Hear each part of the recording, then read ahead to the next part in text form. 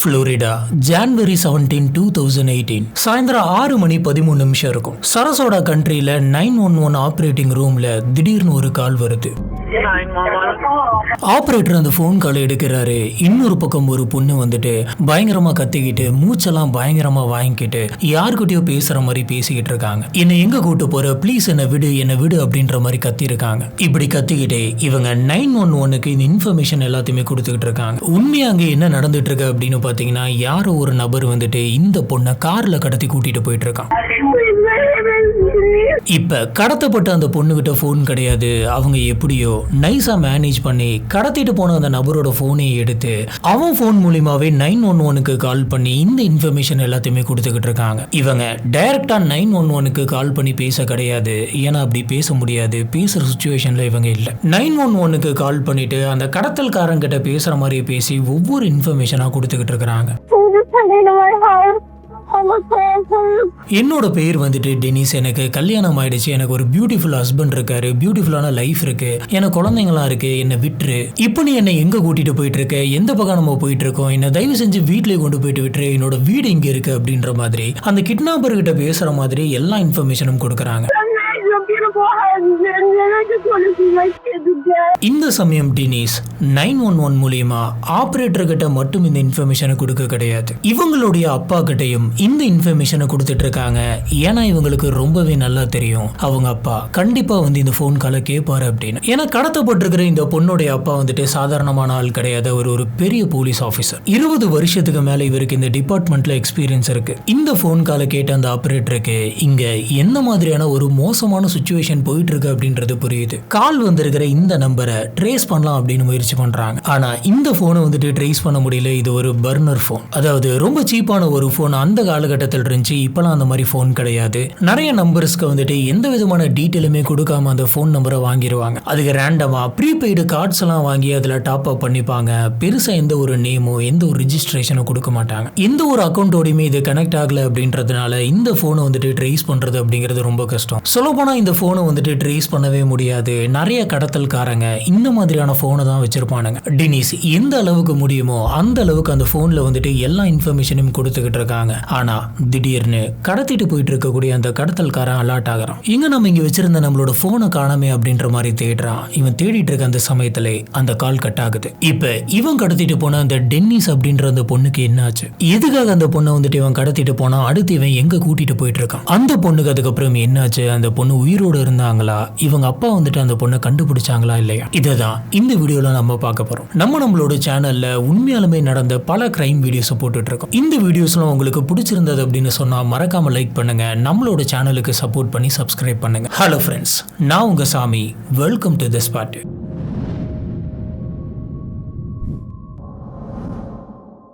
இதுக்கப்புறம் இவங்களுக்கு என்னாச்சு அப்படிங்கறத பாக்குறதுக்கு முன்னாடி ஃபர்ஸ்ட் டென்னிஸ் யார் அப்படிங்கறத பார்க்கலாம். இவங்க கடத்தப்பட்ட அந்த நாள் ஸ்டார்டிங்ல இருந்து இவங்களுக்கு என்னாச்சு அப்படிங்கறத பார்க்கலாம். Charlotte country, Florida. இது ஒரு பீஸ்ஃபுல்லான ஏரியா. இங்க நிறைய வீடு இருக்கு. இங்கதான் ரிக் கோல்ஃப் அப்படின்ற ஒருத்தர் குடும்பத்தோட தங்கி இருக்காரு. இந்த ரிக் வந்துட்டு ஷார்லட் கண்ட்ரியோடைய ஷெரீஃப் ஆபீசர். 20 வருஷத்துக்கு மேல இவருக்கு எக்ஸ்பீரியன்ஸ் இருக்கு. இவர் ஒரு அண்டர் கவர் ஆபீசர். பல மோசமான கேசஸ் எல்லாத்தையுமே எடுத்து சால்வ் பண்ணி தந்திருக்காரு. ரொம்பவே கடினமான ஒரு மனுஷன் அப்படின்னு சொல்றாங்க. சொல்ல போனா புளோரிடால அவரை பத்தி தெரியாத ஆட்களே இருக்க மாட்டாங்க. அந்த லெவலுக்கு இவர் ஃபேமஸ். இவரை வெளியில இருந்து பாக்குற எல்லாருமே என்ன சொல்லுவாங்க அப்படின்னு பாத்தீங்கன்னா, ரொம்ப டஃபஸ்ட் மேன், பெருசா யாருக்கிட்டையுமே சிரிச்சு கூட பேச மாட்டாரு அப்படின்னு சொல்லுவாங்க. இப்படிதான் வந்து பாத்தீங்கன்னா இவர் பல வருஷம் இருந்தாரு. ஆனா எல்லாமே ஒரு நாள் மாறி போச்சு. இவருக்கு கல்யாணம் ஆயிட்டு இவருக்குன்னு சொல்லிட்டு ஒரு பொண்ணு பிறந்தா. அந்த பொண்ணு பிறந்ததுக்கு அப்புறம் எல்லாமே மாறிச்சு. டெனிஸ் அந்த பொண்ணுடைய பேரு. இவர் அவரோட பொண்ணு கிட்ட ரொம்ப ரொம்ப பாசமா இருப்பாரு. இந்த பொண்ணு கொஞ்சம் கொஞ்சமா வளர ஆரம்பிச்சு ஃபர்ஸ்ட் டைமா வீட்ல இருந்து டே கேருக்கு கூட்டிட்டு போன அன்னைக்கு இவரோட கண்ணே வந்துட்டு கலங்குச்சு. டென்னிஸ் வந்துட்டு கொஞ்சம் கொஞ்சமா வளர ஆரம்பிக்கிறாங்க. எப்பயுமே டென்னிஸை பத்தி அவங்க அப்பா என்ன சொல்லுவாருன்னா, என்னோட பொண்ணு ரொம்பவே அழகா இருப்பா, ரொம்ப ரொம்ப புத்திசாலி, அவளோட முகத்துல எப்பயுமே சிரிப்பு இருந்துகிட்டே இருக்கும் அப்படின்னு சொல்லுவாரு. அது மட்டும் இல்ல, என்னோட பொண்ணு வந்துட்டு எல்லாருக்கிட்டையுமே பாசமாவும் அன்பாவும் தான் நடந்துப்பா. அந்த மாதிரியான ஒரு நேச்சர் அவளுக்கு. அவளை பிடிக்காதவங்க அப்படின்னு சொல்லிட்டு யாருமே இருக்க முடியாது அப்படின்ற மாதிரி அவர் சொல்றாரு. டென்னிஸ் வந்துட்டு கொஞ்சம் கொஞ்சமா ஸ்கூலுக்கு போறாங்க, காலேஜ் போறாங்க, வளர்றாங்க. இப்படி இவங்க வளர்ந்த அந்த சமயத்துல தான் இவங்களோட லைஃப்ல நாதன் அப்படின்ற ஒருத்தர் என்ட்ரி ஆகிறாரு. நாதன் ரொம்பவே சிம்பிளான ஒரு நபர். அந்த நபருக்கு டென்னிஸை பார்த்த உடனே ரொம்ப ரொம்ப பிடிச்சு போகுது. அவரு காதல்ல விழுகிறாரு. இவரு டென்னிஸ் கிட்ட போயிட்டு பேசுறாரு. ரெண்டு பேருமே பேசி பழக ஆரம்பிக்கிறாங்க. கரெக்டா வேலண்டைன்ஸ் டேக்கு ஒரு மாசத்துக்கு முன்னாடி தான் இவங்க ரெண்டு பேருமே டேட்டிங் பண்ண போறாங்க. ஒருத்தர் நல்லாவே புரிஞ்சுக்கிறாங்க. நாதனுக்கு அந்த சமயத்துல அந்த வேலண்டைன்ஸ் டேக்கு என்ன கிஃப்ட் வாங்கி தருது அப்படின்னே தெரியல. ஆனா டென்னிஸ் வந்துட்டு ஒரு ரிங் கண்டுபிடிச்சாங்க. அந்த ரிங் வந்துட்டு பார்க்கிறதுக்கு ரொம்பவே அழகா இருக்கும். ஹார்ட் இன் ஷேப்ல நடுவுல வந்துட்டு ஒரு ஸ்டோன் வச்சிருக்கும். நாதன் என்ன சொல்றாரு அப்படின்னு பாத்தீங்கன்னா, இந்த ரிங் வந்துட்டு எங்க ரெண்டு பேருக்குமே ரொம்ப ரொம்ப ஸ்பெஷலான ஒரு ரிங். எந்த லெவலுக்கு இந்த ரிங் வந்துட்டு ஸ்பெஷலான ரிங் அப்படின்னு பாத்தீங்கன்னா, எங்களுடைய என்கேஜ்மெண்ட் ரிங்கை விட எங்களுக்கு இந்த ரிங் வந்துட்டு ரொம்ப ரொம்ப இம்பார்ட்டன்ட் அப்படின்னு சொல்றாரு. 2005ல இந்த ரெண்டு ஃபேமிலியுமே வந்துட்டு பேசிக்கிறாங்க. பேசிட்டு அவங்களுக்கு மேரேஜ் ஃபிக்ஸ் பண்றாங்க. இவங்களுக்கு கல்யாணம் ஆகுது. கல்யாணமான அடுத்த 3 வருஷத்திலே வந்து பாத்தீங்கன்னா இவங்களுக்கு 2 குழந்தைங்க இருந்தது. முதல் குழந்தையோட பேர் வந்துட்டு நோவா, அதுக்கு 2 வயசு. அடுத்த குழந்தையோட பேர் வந்துட்டு ஆடம், அது 6 மாச கை குழந்தை. இப்போ ஆபீசர் ரிக்குக்கு 2 ரோல் இருந்தது. ஒன்னு சீரியஸான போலீஸ் ஆபீசர், இன்னொன்னு தன்னோட பேர பசங்களை நல்லபடியா வளர்க்கிற ரோல். இப்படி இவங்களோட லைஃப் எல்லாமே நார்மலா தான் போயிட்டு இருந்தது. ஜனவரி 17, 2008 அது ஒரு நார்மலான டேவா தான் ஆரம்பிக்குது. மதியான நேரம் டென்னிஸ் வந்துட்டு பேக் யார்ட்ல இருந்தாங்க. நோவாவுக்கு ஹேர் கட் பண்ணி விட்டுட்டு இருந்தாங்க. உள்ளார ஆடம வந்துட்டு தூங்க வச்சுட்டு வந்திருக்காங்க. வெயில் அடிக்குது, காத்து வீசுது, எல்லாமே நார்மலா இருக்கு. ஆனா அந்த சமயம் டென்னிஸ்க்கு தெரியல. அவங்க பேக் யார்ட்ல நின்னுட்டு இருக்க அந்த சமயத்துல ஒரு நபர் கார்ல அந்த தெருவுக்குள்ள வந்துட்டு இருக்கான் அப்படின்னு. டென்னிஸ் வந்துட்டு அந்த நபரை பார்க்கல. ஆனா அந்த நபர் டென்னிஸ ரொம்ப தெளிவா பார்த்தான். அன்னைக்கு அவனோட மைண்ட்ல ஒரு பிளான் வச்சிருந்தான். அதே ஜனவரி 17, 2008 மதியானம் 3:30 மணிக்கு நாதன் வேலையெல்லாம் முடிச்சுட்டு அவரோட வீட்டுக்கு வராரு. வீட்டுக்கு வந்து டோர் ஓபன் பண்ணப்ப வீடு ஃபுல்லா வந்து பாத்தீங்கன்னா பயங்கர ஹாட்டா இருந்தது. அங்க பயங்கரமா வெயில் அடிக்கும் அப்படிங்கறதுனால எப்பயுமே அந்த வீட்டுக்குள்ள வந்து பாத்தீங்கன்னா ஏசி ஓடிட்டு இருக்கும். காரணம் என்னன்னா அந்த வீடு வந்துட்டு பயங்கர ஹீட்டா மாறுறதுனால அந்த குழந்தைங்களுக்கு அது வந்துட்டு ரொம்பவே அசௌகரியமா இருக்கும். இதுக்காகவே டென்னிஸ் வந்துட்டு பகல் நேரத்துல வீட்டுக்குள்ள எப்பயுமே ஏசி போட்டு வச்சிருப்பாங்க. இப்ப டென்னிஸோட ஹஸ்பண்ட் நாதன் வந்து கதவை ஓபன் பண்ண உடனே உள்ளார ஒரு ஹீட்டை ஃபீல் பண்றாரு. அவருக்கு ஏதோ ஒண்ணு சரியில்லை அப்படின்ற மாதிரி படுது. என்னது இது, டென்னிஸ் வந்துட்டு ஏசி கூட போடல, என்னாச்சு அப்படின்ற மாதிரி யோசிச்சுட்டு இருக்கும் போதே மேல வந்துட்டு நோவா பயங்கரமா அழுகிற மாதிரியான சத்தம் கேக்குது. இது கேட்ட நாதன் வந்துட்டு என்னாச்சு, நம்ம பொண்ணு அழுகுது, டென்னிஸ் எங்க அப்படின்ற மாதிரி யோசிச்சுக்கிட்டு வேக வேகமா மேல போறாரு. மேல போயிட்டு தன்னோட பொண்ணான நோவாவை சமாதானப்படுத்துறாரு. மேல வந்து பாத்தீங்கன்னா நோவா அப்புறம் ஆடம் இந்த 2 குழந்தைங்க மட்டும்தான் இருக்காங்க. ஆனா அங்க டென்னிஸ் இல்ல. இதுக்கப்புறம் வீடு முழுக்க இவர் வந்துட்டு டென்னிஸை தேடுறாரு. பெட்ரூம்ல இல்ல, கிச்சன்ல இல்ல, பாத்ரூம்ல இல்ல, பேக் யார்ட்லயும் இல்ல. டென்னிஸ்க்கு இவர் கால் பண்றாரு. ஆனா ரிங் போது போன் எங்கேயுமே எடுக்கல. நாதனுக்கு இந்த சமயத்துல பயம் வர ஆரம்பிக்குது. ஏன்னா ஒரு நாள் கூட டென்னிஸ் வந்துட்டு இந்த மாதிரி பண்ணவே மாட்டாங்க. ஏதோ ஒண்ணு தப்பா நடந்திருக்குது அப்படின்றத புரிஞ்சுக்கிட்ட நாதன் வந்துட்டு உடனடியா போலீஸ் ஆபீசர்ஸ்க்கு கால் பண்றதுக்கு முன்னாடி தன்னோட மாமனாரான ரிக்குக்கு கால் பண்றாரு. ரிக் அந்த போன் கால் எடுக்கிறாரு. எடுத்த உடனே நாதன் வந்துட்டு டென்னிஸ் எங்க வீட்டுல வந்துட்டு காணோம், குழந்தைங்களாம் வந்துட்டு தனியா இருக்கு, ஏசி கூட போட்டு வைக்கல அப்படின்றத சொல்றாரு. ரிக்குக்கு தன்னோட பொண்ணான டென்னிஸை பத்தி ரொம்பவே நல்லா தெரியும். இந்த மாதிரி டென்னிஸ் ஒரு நாளும் பண்ண மாட்டாங்க. இதனால ரிக் வந்துட்டு ஒரு செகண்ட் கூட டைம் வேஸ்ட் பண்ண கிடையாது. உடனடியாக அவர் வெளியில போயிட்டு அவரோட கார் எடுத்துக்கிட்டு டென்னிஸோட வீட்டுக்கு போறாரு. இவர் கார் எடுத்துக்கிட்டு டென்னிஸோட வீட்டை ரீச் பண்றதுக்கு முன்னாடி வெளியில நிறைய போலீஸ் ஆபீசர்ஸ் ஜீப்ஸ் எல்லாம் வந்துட்டு நின்றுட்டு இருந்தது. இவர் ஒரு ஆபீசர் அப்படிங்கறதுனால காரை நிப்பாட்டும் போதே புரிஞ்சுக்கிறாரு நாதன் ஏற்கனவே 911க்கு கால் பண்ணியிருக்கணும் அப்படின்னு. இந்த சமயம் ரிக் வந்துட்டு அந்த வீட்டுக்குள்ள நுழையிறாரு. நாதனை சுத்தி எக்கச்சக்கமான போலீஸ் ஆபீசர்ஸ் நின்றுட்டு இருக்காங்க. நின்று நாதனை விசாரிச்சுட்டு இருக்காங்க. ரிக் உள்ள வந்த உடனே நாதனை விசாரிச்சுட்டு இருக்கிறத பார்த்த உடனே அவருக்கு புரிஞ்சிருது. ஏன்னா 20 வருஷம் போலீஸ் எக்ஸ்பீரியன்ஸ். பொதுவாக இந்த மாதிரி ஒருத்தங்க காணாமல் போயிட்டாங்க, கொலை செய்யப்பட்டுட்டாங்க அப்படின்னு சொன்னால் அவங்க கூட இருக்கவங்கள தான் முதல்ல விசாரிப்பாங்க. அதுலேயும் முக்கியமாக கல்யாணமான ஹஸ்பண்ட் அண்ட் ஒய்ஃபில் யாருக்காச்சும் ஒன்று ஆச்சு அப்படின்னு சொன்னால் கூட இருக்கிற இன்னொருத்தர் தான் பிடிப்பாங்க. இந்த கேஸில் டென்னிஸான ஒய்ஃப் வந்துட்டு மிஸ் ஆகுறாங்க அப்படின்றதுனால ஹஸ்பண்டான நாதனை வந்துட்டு விசாரிக்கிறாங்க. ரிக் வந்துட்டு அந்த ஹால்குள்ளே என்ட்ரான உடனே மற்ற போலீஸ் ஆஃபீஸர்ஸ் அத்தனை பேருமே ரிக்கை பார்க்குறாங்க. இது ரிக்கோடைய ஃபேமிலி அப்படின்னு தெரிஞ்ச உடனே போலீஸ் ஆஃபீஸர்ஸோடைய பிஹேவியர் எல்லாமே மாறுது. இவர் வந்து அங்கே இருக்கிற போலீஸ் ஆஃபீஸர்ஸ் அத்தனை பேருமே பார்த்து ஒரே ஒரு விஷயம் மட்டும் சொல்றாரு, நாதனை விட்டுருங்க, இத நாதன் பண்ணிருக்க வாய்ப்பே கிடையாது, வெளியில போயிட்டு நம்ம தேட ஆரம்பிக்கலாம் அப்படின்னு சொல்றாரு. இதுக்கப்புறம் யாருமே நாதனை விசாரிக்க கிடையாது, எல்லாருமே வெளியில போயிட்டு தேட ஆரம்பிக்கிறாங்க. இப்ப ஆபீசர் ரிக், அதாவது அப்பா ரிக் என்ன பண்றாருன்னா பக்கத்து வீட்டுல இருக்கிறவங்க கிட்ட போயிட்டு விசாரிக்கிறாரு. இப்ப பக்கத்து வீட்டுல ஒரு லேடி இருந்தாங்க, அந்த லேடி கிட்ட போயிட்டு நீங்க அன்யூஷுவலா இன்னைக்கு டேல எதனாச்சும் பாத்தீங்களா அப்படின்னு கேக்குறாரு. அதுக்கு அந்த லேடி வந்துட்டு நல்லா யோசிச்சுட்டு, ஆமா மதியானம் ஒரு 2 மணி இருக்கும், இங்க ஒரு கார் ஒண்ணு வந்து நின்னுச்சு, அது ஒரு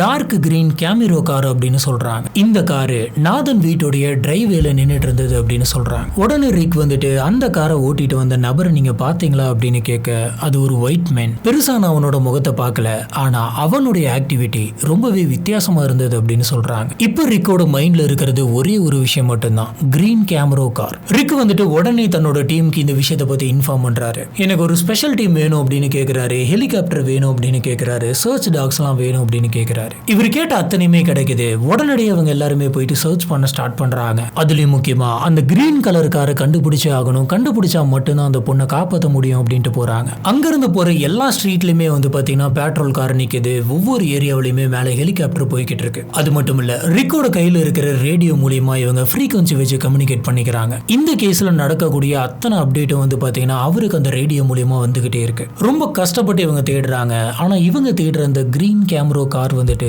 எங்கேயுமே கிடைக்கல. மணி 4 ஆகுது, 5 ஆகுது, கொஞ்சம் கொஞ்சமா இருட்ட ஆரம்பிக்குது. டெனிஸ் காணாம போயிட்டு 3 மணி நேரம் ஆகுது. இது வரைக்கும் எந்த ஒரு ட்ரேஸும் இல்ல, எந்த ஒரு க்ளூவும் இல்ல, எந்த ஒரு லீடும் இல்ல. இப்படி இருக்கிறப்பதான் நம்ம ஸ்டார்டிங்ல பார்த்த மாதிரி 911க்கு ஒரு கால் வருது. கரெக்டா 6 மணி 13 நிமிஷத்துல போன் ரிங் ஆகுது. ஆபரேட்டர் எடுக்கிறாரு. இன்னொரு பக்கம் டெனிஸ். அந்த போன் கால்ல அவங்க பயங்கரமா அழுகுறாங்க. அவங்களோட குரல்ல வந்துட்டு ஒரு நடுக்கம் தெரியுது. இருந்தாலும் எப்படியாச்சும் இவங்க தப்பிக்கணும் அப்படிங்கிறதுக்காக ரொம்ப ஸ்மார்ட்டான ஒரு மூவ் பண்ணிட்டு இருக்காங்க.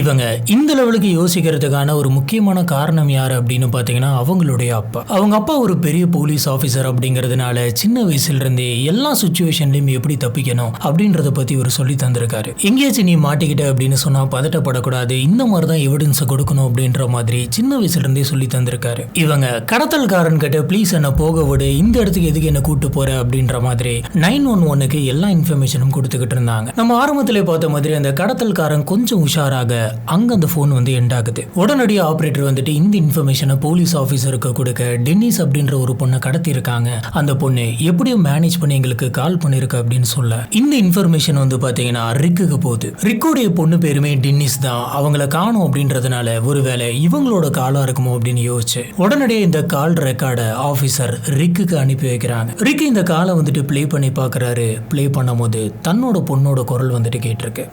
அவரோட 20 வருஷ போலீஸ் வாழ்க்கையில இந்த மாதிரியான எக்கச்சக்கமான சிச்சுவேஷனை சந்திச்சிருக்காரு. ஆனா அப்பாவா இதுதான் ஃபர்ஸ்ட் டைம். இந்த போன் காலை கேட்ட உடனே ரிக்குக்கு ஒரு விஷயம் தெளிவா புரியுது. டென்னிஸ் இன்னுமே உயிரோட தான் இருக்கா, அவ ஏதோ ஒரு இடத்துல ஃபைட் பண்ணிக்கிட்டு இருக்கா அப்படின்னு. உடனடியாக ரிக் வந்துட்டு டென்னிஸோட ஹஸ்பண்டான நாதனுக்கு கால் பண்ணி ஷீ ஸ்டில் அலைவ், இப்பதான் 911க்கு கால் பண்ணிருக்கா, ஒன்னும் பிரச்சனை இல்லை, சீக்கிரம் கண்டுபிடிச்சிடலாம் அப்படின்ட்டு ஆறுதல் சொல்லிட்டு கால வைக்கிறாரு. ஆனா இப்போ போலீஸ் ஆபீசர்ஸ்க்கு இருக்கக்கூடிய ஒரு பெரிய பிரச்சனை என்ன அப்படின்னு பாத்தீங்கன்னா அந்த நபர் வச்சிருக்கக்கூடிய அந்த செல்போன், அந்த போனை வந்துட்டு யாருனாலுமே ட்ராக் பண்ண முடியல. ஒருவேளை ட்ராக் பண்ண முடிஞ்சிருந்தா இந்த லொகேஷன்ல போயிட்டு இருக்காங்க அப்படின்றது தெரிஞ்சிருக்கும். இப்போ என்ன பண்றது அப்படின்னு சொல்லி இங்க யோசிச்சுக்கிட்டு இருந்த அந்த சமயத்துல இன்னொரு இடத்துல 911க்கு ஒரு கால் வருது. இந்த போனை பண்ணது ஜேன் அப்படின்ற ஒரு லேடி. இந்த லேடி வந்து பாத்தீங்கன்னா இப்ப ஹைவேல கார் டிரைவ் பண்ணிட்டு இருக்காங்க. இவங்க அந்த கார்ல என்ன சொல்லியிருக்காங்க அப்படின்னு பாத்தீங்கன்னா, சார் எனக்கு முன்னாடி ஒரு கார் போயிட்டு இருக்கு, அந்த காருக்கு பின்னாடி ஒரு பொண்ணு இருக்கு, அந்த பொண்ணு பயங்கரமா கத்திக்கிட்டு இருக்கு. கத்துறது மட்டும் கிடையாது, காருக்கு பின் சீட்ல இருக்கக்கூடிய அந்த கண்ணாடியை வந்துட்டு பயங்கரமா தட்டிக்கிட்டு இருக்கு. எனக்கு என்னமோ இது நார்மலா படல, ஒருவேளை ஒரு பொண்ணை வந்துட்டு கடத்திட்டு போறாங்களோ அப்படின்ற மாதிரி எனக்கு தோணுது. இப்ப நான் என்ன சார் பண்றது, அந்த காரை நான் ஃபாலோ பண்றது அப்படின்னு கேக்குறாங்க. And not a happy scream like get me out of here screamed. I don't know if I can catch up if follow him. Oh boy.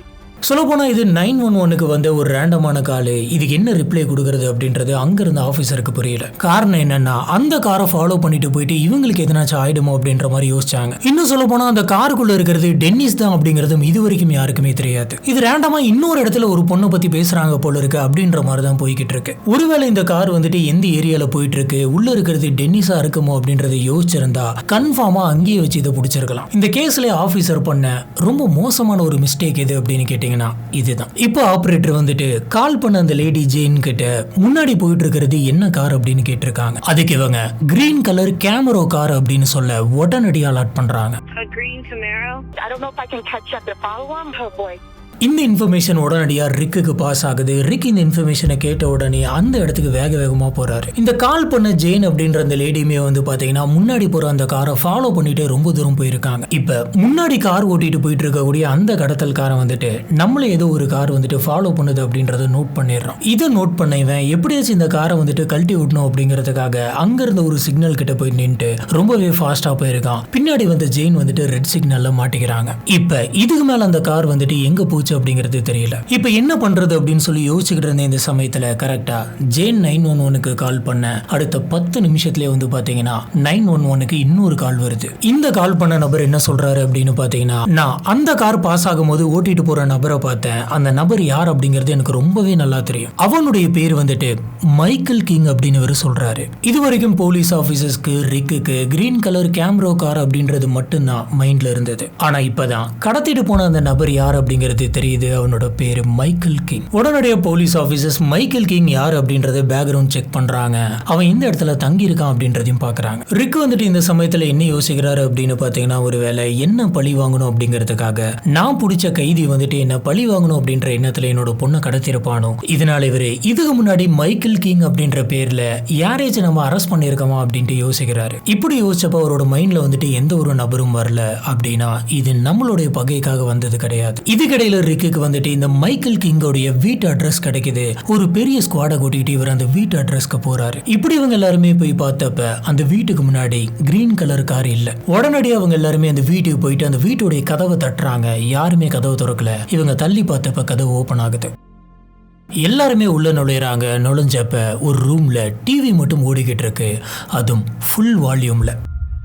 அந்த டிவியோட சவுண்டு வந்து பார்த்தீங்கன்னா அந்த வீடு ஃபுல்லாக எக்கோவாக கேட்டுட்டு இருந்திருக்கு. அந்த வீட்டுக்குள்ள பெருசாக எந்த ஒரு திங்ஸுமே இல்லை. எந்த ஒரு சேரோ ஃபர்னிச்சரோ எதுவுமே இல்லை. அங்கங்கே கொஞ்சம் குப்பை தான் இருந்திருக்கு. போலீஸ் ஆஃபீஸர்ஸ் அந்த வீடு முழுக்க வந்து பார்த்தீங்கன்னா ஒரு ரூம் விடாமல் சர்ச் பண்ணுறாங்க. இப்படி செக் பண்ணதில் kitchen, bedroom, bathroom, living room எல்லாமே வந்துட்டு காலியாக தான் இருக்கு. டென்னிஸ் எங்கேயுமே இல்லை. ஆனால் அந்த வீட்டுக்குள்ளே இருந்த ஒரு ரூமில் வந்து பார்த்தீங்கன்னா ஒரு பெட்டு மட்டும் கீழே கடந்திருக்கு.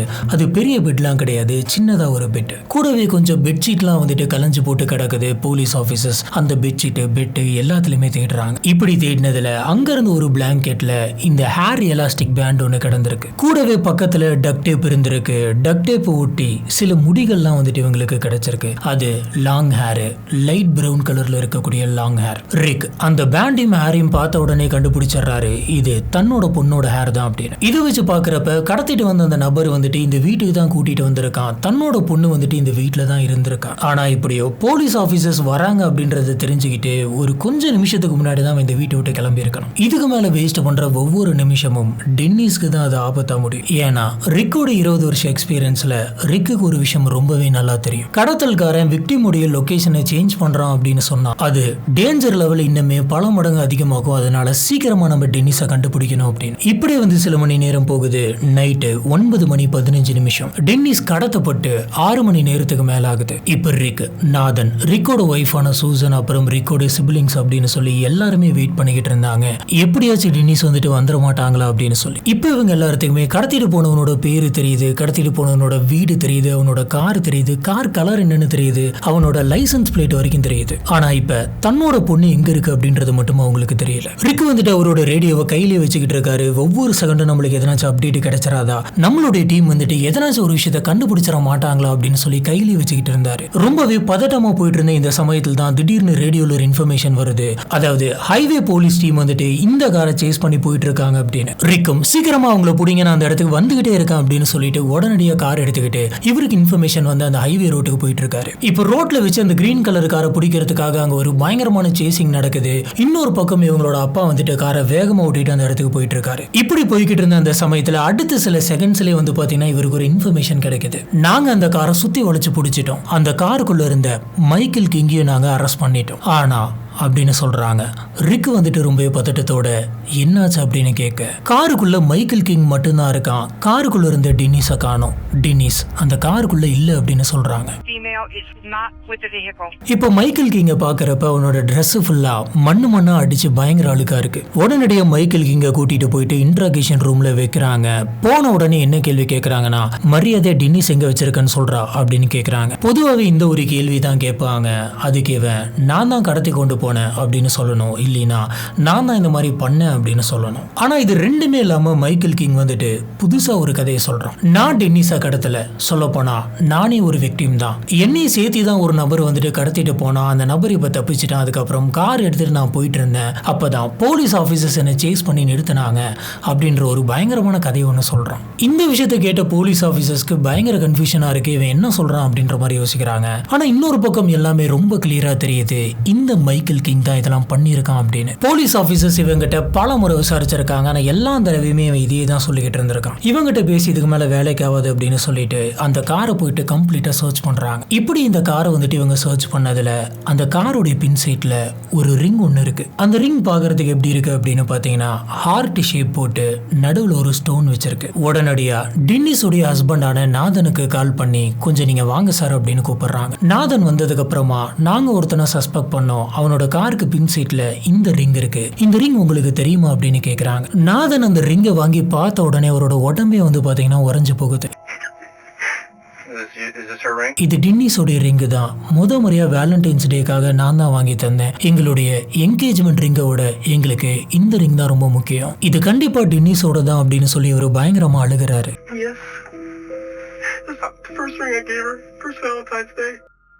இவர் ஒரு விஷயத்தை யோசிக்கிறாரு, டென்னிஸ் என்னைக்குமே அந்த ரிங்கை வந்துட்டு கழட்ட மாட்டாங்க, எப்பயுமே அவங்க அவங்களோட கையிலே தான் போட்டிருப்பாங்க. இப்படிப்பட்ட ஒரு ரிங் வந்துட்டு பேக் சீட்ல கிடக்குது அப்படின்னா கண்டிப்பா டென்னிஸா தான் எவிடன்ஸ்க்காக இந்த ரிங்கை கழட்டி வச்சிருக்கணும் அப்படின்னு சொல்றாரு. சொல்ல போனா டென்னிஸ் வந்து அப்பா எப்படியாச்சும் என்ன வந்துட்டு காப்பாத்திடுவாரு அப்படிங்கிறதுக்காக ஒவ்வொரு இடத்துலயுமே ஒவ்வொரு எவிடன்ஸை விட்டுட்டு போயிருக்காங்க. கார் சீட்ல கிடைச்ச இந்த ரிங்கா இருக்கட்டும், அந்த வீட்டுக்குள்ள கிடைச்ச இவங்களோட ஹேர் சாம்பிள், அப்புறம் அந்த பேண்டு, இது எல்லாமே இவங்களாவே பர்பஸா தான் வச்சுட்டு போயிருக்காங்க. இந்த மாதிரியான எவிடன்ஸ் வச்சு தான் ஒரு கேஸை ஈஸியா கிராக் பண்ண முடியும் அப்படிங்கறத சின்ன வயசுல இருந்தே அவங்க அப்பா அந்த பொண்ணுக்கு சொல்லி தந்திருக்காங்க. ரிக்கு இந்த விஷயம் ரொம்ப கிளியரா புரியுது. அவ ஒவ்வொரு இடத்துலயுமே ஃபைட் பண்ணிக்கிட்டே தான் இருந்திருக்கா அப்படின்னு. இப்ப ரிக் வந்துட்டு என்ன சொல்றாரு அப்படின்னு பாத்தீங்கன்னா, நம்ம யாருமே கிவ் அப் பண்ணக்கூடாது, கண்டிப்பா என்னோட பொண்ணு வந்துட்டு இவங்கிட்ட இருந்து தப்பிச்சு எதனாச்சும் ரோட் சைட்லயோ இல்ல காட்டு பகுதிக்குள்ளேயோ போயிருப்பா, நம்ம தேடணும் அப்படின்னு சொன்னா கண்டிப்பா அவளை கண்டுபிடிச்சிடலாம் அப்படின்னு சொல்லிட்டு மொத்த டீமையுமே வச்சு அங்க இருக்கக்கூடிய எல்லா இடத்தையுமே தேடுறாங்க. ஜனவரி 19, 2008 டென்னிஸ் கடத்தப்பட்டு 2 நாள் கழிச்சு போலீஸ் ஆபீசர்ஸ், வெளியில் இருக்கக்கூடிய வாலண்டியர்ஸ், அது மட்டும் கிடையாது நிறைய மக்களே சேர்ந்து தேட ஆரம்பிச்சாங்க. ஹைவேல,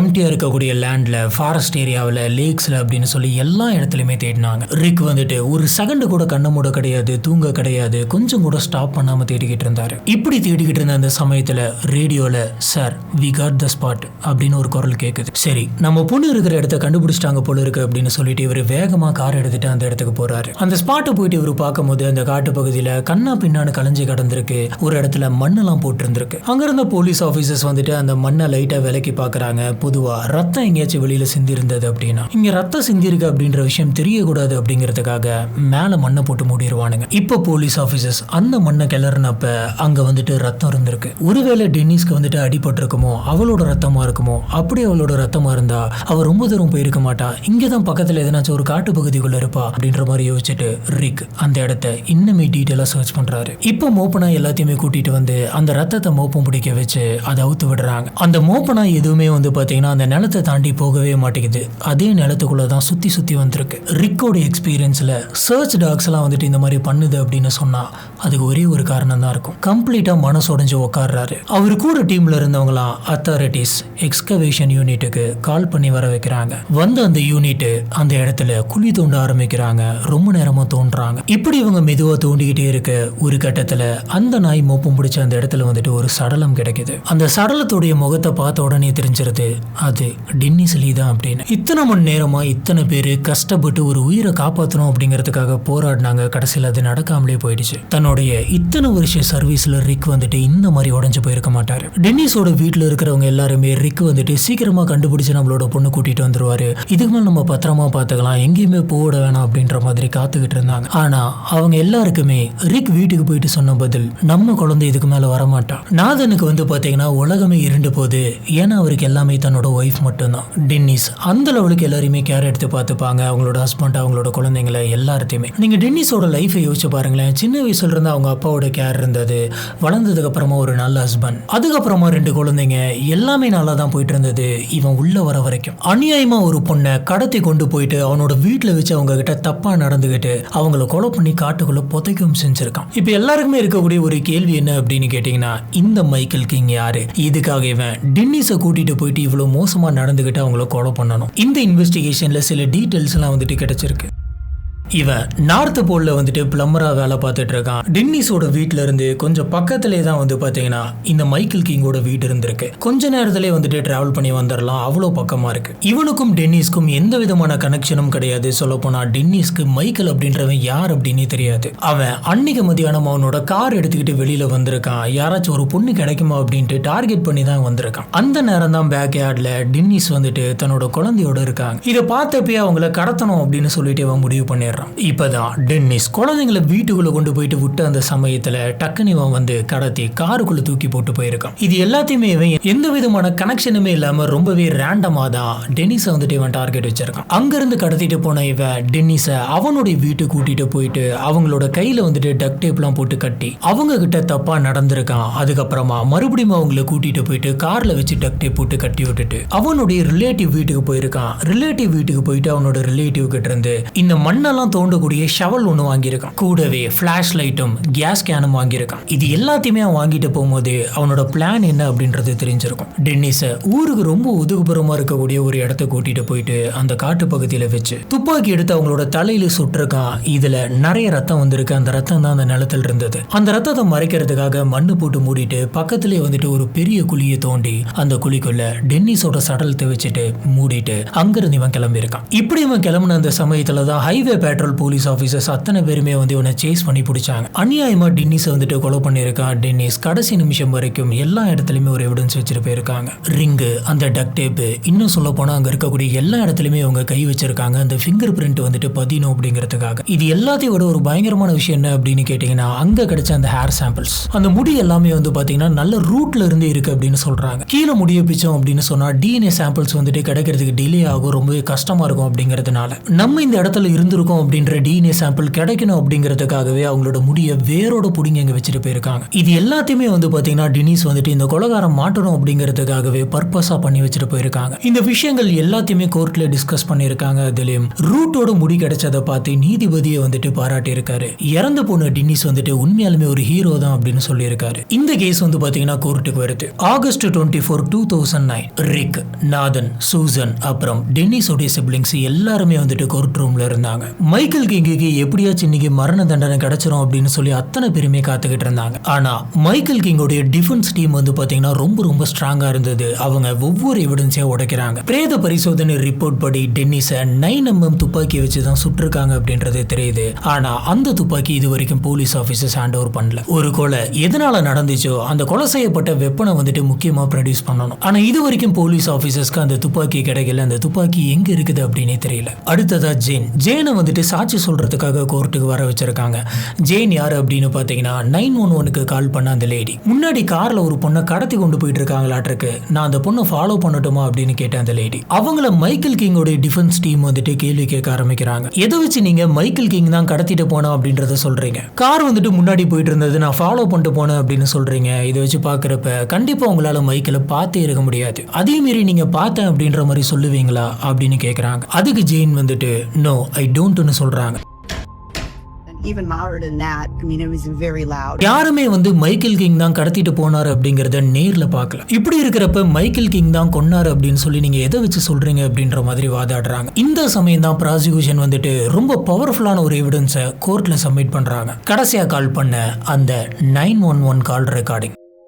அந்த கோர்ட்ல ப்ளே பண்ணி காட்டுறாங்க. அந்த கோர்ட் ஃபுல்லா வந்து பாத்தீங்கன்னா டென்னிஸோட கால் ரெக்கார்டிங் தான் ஃபுல்லா கேக்குது. அந்த ஆல் ஃபுல்லா எக்கோ ஆகுது. இந்த கால்ல டென்னிஸ் பேசினதை எல்லாருமே கோர்ட் ரூம்ல ரொம்ப சைலண்டா கேட்டுட்டு இருக்காங்க. ப்ளீஸ் என்ன விட்டுரு, என்னோட பேர் வந்துட்டு டென்னிஸ், நான் ஒரு பியூட்டிஃபுல்லான ஹஸ்பண்டை வந்துட்டு கல்யாணம் பண்ணிக்கிட்டேன், எனக்கு குழந்தைங்க இருக்கு, நான் என்னோட குழந்தைங்களை பார்க்கணும் அப்படின்லாம் பேசிட்டு இருக்காங்க. இப்படி இவங்க பேசிக்கிட்டே இருந்தப்ப நடுவுல அந்த கால் ரெக்கார்டிங்ல இந்த மைக்கேல் கிங்கோடைய குரலும் கேக்குது. அப்படின்னா அந்த சமயத்துல இவங்களை கடத்தி கொண்டு போயிட்டு இருந்தப்ப அந்த கார்ல மைக்கேல் கிங் இருந்திருக்கான். அப்படின்னா அவன் தான் கடத்தி இருக்கான்.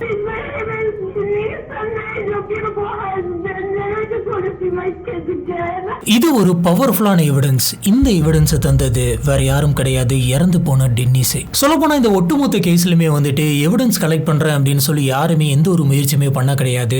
எல்லாத்தையுமே டென்னிஸே பண்ணி வச்சுட்டு தான் இறந்திருக்காங்க. லிட்டரலா சொல்லணும்னா அவங்களே தான் அவங்களோட கேஸை வாதாடி இருக்காங்க, அவங்களே இல்லாம. ஜூரி வந்துட்டு ஒரு 2 மணி நேரம் பிரேக் கழிச்சு தீர்ப்பு வரும் அப்படின்னு சொல்றாரு. 2 மணி நேரம் கழிச்சு ஜூரி வராரு. வந்தப்ப இந்த ஆடியோ கால்ல கேட்ட அந்த எவிடன்ஸ், அப்புறம் அந்த ரிங் எவிடன்ஸ், ஹேர்ல இருந்த டிஎன்ஏ எவிடன்ஸ், டக் டேப்ல இருந்த எவிடன்ஸ், அந்த வீட்டுல கிடைச்ச எக்கச்சக்கமான ஃபிங்கர் பிரிண்ட் எவிடன்ஸ், இது எல்லாத்தையுமே பார்த்ததுக்கு அப்புறம் இவன் தான் இந்த தப்பெல்லாம் பண்ணியிருக்கான் அப்படின்றது தெரியுது அப்படின்னு சொல்லி இந்த பொண்ணை கடத்தி கொண்டு போனதுக்கு, இந்த பொண்ணுகிட்ட தப்பா நடந்துகிட்டதுக்கு, இந்த பொண்ணை கொலை பண்ணதுக்கு, இது எல்லாத்துக்குமே சேர்த்து இந்த மைக்கேல் கிங்குக்கு மரண தண்டனை கொடுக்கறாங்க. கோர்ட் ரூம்ல டென்னிஸோடைய அப்பா, அவங்களோட ஃபேமிலி, டென்னிஸோட ஹஸ்பண்ட் எல்லாருமே அழுகுறாங்க. மைக்கேல் கிங் ஜெயிலுக்கு போறான். இப்படி 17 வருஷம் போகுது. கரெக்டா இந்த வருஷம் மார்ச் 17, 2026 அவனுடைய மரண தண்டனையை நிறைவேற்றுறாங்க. இது புளோரிடா ஸ்டேட் பிரிசன்ல வச்சு நடக்குது. இவனுடைய மரண தண்டனையை எப்ப நிறைவேற்றிருக்காங்க அப்படின்னு பாத்தீங்கன்னா கரெக்டா சாயந்தரம் 6 மணி 13 நிமிஷத்துல. இதே 6 மணி 13 நிமிஷத்துல தான் டென்னிஸ்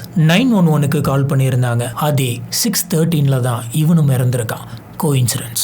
டென்னிஸ் இறந்ததுக்கு அப்புறம் டென்னிஸோட அப்பா ரிக், அப்புறம் டென்னிஸோட ஹஸ்பண்டான நாதன், இவங்க 2 பேருமே சேர்ந்து 911ல சில பிரச்சனைகள்லாம் இருக்குது அப்படின்னு சொன்னாங்க. முத 911 கால் வந்து அந்த சமயத்துல பெட்ரோல் எல்லாமே ரெடியா இருந்தது அப்படின்னு சொன்னா கண்டிப்பா என்னோட பொண்ணை காப்பாத்தி இருந்திருக்கலாம். அது மட்டும் இல்ல, செகண்டா ஒருத்தங்க வந்துட்டு 911க்கு கால் பண்ணி சொன்னாங்க. அந்த சமயத்துல உடனடியா கார் போயிருந்தா கூட கண்டிப்பா என்னோட பொண்ணை காப்பாத்தி இருந்திருக்கலாம். என் பொண்ணுக்கு நடந்த மாதிரியான இந்த தவறுகள் வந்துட்டு மேற்கொண்டு யாரோட லைஃப்லயும் நடக்கக்கூடாது அப்படிங்கிறதுக்காக 911ல இன்னுமே நிறைய மாடிஃபிகேஷன் பண்ணாங்க. புதுசா நிறைய லாஸும் போட்டாங்க. சொல்ல போனா இந்த லாவுக்கு இவங்களோட பேர் தான் வச்சாங்க, டென்னிஸ் ஆம்பர் லீ லா அப்படின்னு. இது மட்டும் கிடையாது, ஒரு விழிப்புணர்வா இருக்கணும் அப்படிங்கிறதுக்காக நாதன் வந்துட்டு ஒரு ஃபவுண்டேஷன் ஸ்டார்ட் பண்ணாரு, டென்னிஸ் ஆம்பர் லீ ஃபவுண்டேஷன். இது மூலமா இவர் உலகம் ஃபுல்லா டிராவல் பண்ணாரு. டிராவல் பண்ணி அங்க இருக்கக்கூடிய அந்த எமர்ஜென்சி நம்பர் கிட்ட நம்ம இந்த மாதிரியான ஸ்டெப்ஸ் எல்லாம் முதல்ல எடுக்கணும் அப்படின்ற மாதிரி எல்லாருக்குமே போயிட்டு சொல்லுவாரு. இத்தனை வருஷத்துல டென்னிஸோட குழந்தைங்களான நோவா அப்புறம் ஆடம், இவங்க 2 பேருமே நல்லா வளர்ந்துட்டாங்க. இப்போ மைக்கேல் கிங்குக்கு மரண தண்டனை கொடுத்துட்டாங்க. இந்த கேஸ் முடிஞ்சிருச்சு அப்படிங்கிறதுனால இந்த கேஸ்ல சம்பந்தப்பட்ட எவிடன்ஸ் எல்லாம் வந்துட்டு அதுக்கு சொந்தக்காரங்க கிட்டே ரிட்டர்ன் பண்ணிக்கிட்டு இருந்தாங்க. இந்த சமயம் தான் நாதனுக்கு ஒரு பேக்கேஜ் வந்துச்சு. நாதன் அந்த பேக்கேஜை வாங்கி ஓபன் பண்ணி பார்க்கறாரு. இப்படி ஓபன் பண்ணி பார்த்தப்ப உள்ளார ஹார்ட் ஷேப் போட்டு நடுவில் ஸ்டோன் வச்ச மாதிரி ஒரு ரிங் இருந்திருக்கு. ஃபர்ஸ்ட் வேலண்டைன்ஸ் டேக்கு டென்னிஸ்க்காக இவர் கொடுத்த ரிங். அந்த ரிங் இவரோட வாழ்க்கையில இவ்வளவு முக்கியமான ஒரு ரிங்னு பார்த்துக்காங்க. அவர் இதை கடைசி வரைக்குமே ஒரு பொக்கிஷம் மாதிரி பத்திரமா வச்சிருந்தாரு. நாதன் வந்து இந்த ரிங் எடுத்துட்டு போயிட்டு அவரோட பையன்கிட்டையும் பொண்ணுகிட்டையும் காமிக்கிறாரு. அவங்க 2 பேருமே இந்த ரிங் வாங்கி பார்த்துட்டு, ரிங் இவ்வளவு குட்டியா இருக்கு, அம்மாவோட விரல் வந்துட்டு ரொம்ப குட்டியா இருக்கும்னு நினைக்கிறேன் அப்படின்னு சொல்றாங்க. இதுதான் இன்னைக்கு நம்ம பார்க்குற இந்த கேஸ். இன்னைக்கு கேஸை பொறுத்த வரைக்கும் எனக்கு என்ன தோணுது அப்படின்னு பார்த்தீங்கன்னா, எவ்வளவு ஒரு அழகான ஒரு ஃபேமிலி, எல்லாமே நல்லா இருந்தது, ப்ராப்பரா இருந்தது. அது அப்படியே விட்டு இருந்திருக்கலாம், அது அப்படியே சந்தோஷமா போய்கிட்டே இருந்திருக்கும். நடுவில் இந்த மைக்கேல் கிங் மாதிரியான ஒருத்தன் வந்து உள்ள பூந்து எல்லாத்தையுமே வந்துட்டு கம்ப்ளீட்டா சதைச்சிடறான். உண்மையாலுமே இவன மாதிரியான ஆட்களுக்கு வந்துட்டு என்ன தேவை அப்படின்னே தெரிய மாட்டேங்குது. மண்டையில கொஞ்சமாச்சும் அறிவு இருக்கான்னு கூட தெரியல. எல்லாமே நல்லா தான் போயிட்டு இருக்கும். இவன மாதிரியான ஒருத்தன் உள்ள பூந்து கம்ப்ளீட்டா எல்லாத்தையுமே ஸ்பாயில் பண்ணிடுவானுங்க ஒரே நாள்ல. இவனுங்களுக்குலாம் அப்படி என்ன கிடைக்குது அப்படின்னு தெரியல. அடுத்தவங்களோட ஃபீலிங்ஸ், அடுத்தவங்களோட எமோஷன், எதை பத்தியுமே இவனுங்களுக்கு கவலை கிடையாது. மண்டையில கொஞ்சமாச்சும் அறிவை வச்சாங்களா இல்ல வேற எதனாச்சும் வச்சாங்களான்னு தெரியல. இவன் பாட்டு கார் எடுத்துட்டு வந்து குழந்தையோட விளையாண்டுட்டு இருந்த ஒரு அம்மாவை வந்துட்டு கடத்திருக்கான். அது சரி, குழந்தையவே கடத்துறானுங்க. அழகான ஒரு குடும்பத்தை இப்படிங்கிறதுக்குள்ள நாசம் பண்ணிட்டு போயிடுறானுங்க. இவனுங்கெல்லாம் என்ன கருமம்னே தெரிய மாட்டேங்குது. இந்த கேஸை பத்தி உங்களுக்கு தோன்ற விஷயங்களை கீழே இருக்கக்கூடிய கமெண்ட் பாக்ஸ்ல மறக்காம ஸ்பாட் பண்ணுங்க. நம்ம அங்க வச்சு இதை பத்தி டிஸ்கஸ் பண்ணலாம். நம்மளுடைய வீடியோஸ் எல்லாம் உங்களுக்கு பிடிச்சிருந்தது அப்படின்னு சொன்னா மறக்காம லைக் பண்ணுங்க. நம்மளோட சேனலுக்கு சப்போர்ட் பண்ணி சப்ஸ்கிரைப் பண்ணுங்க.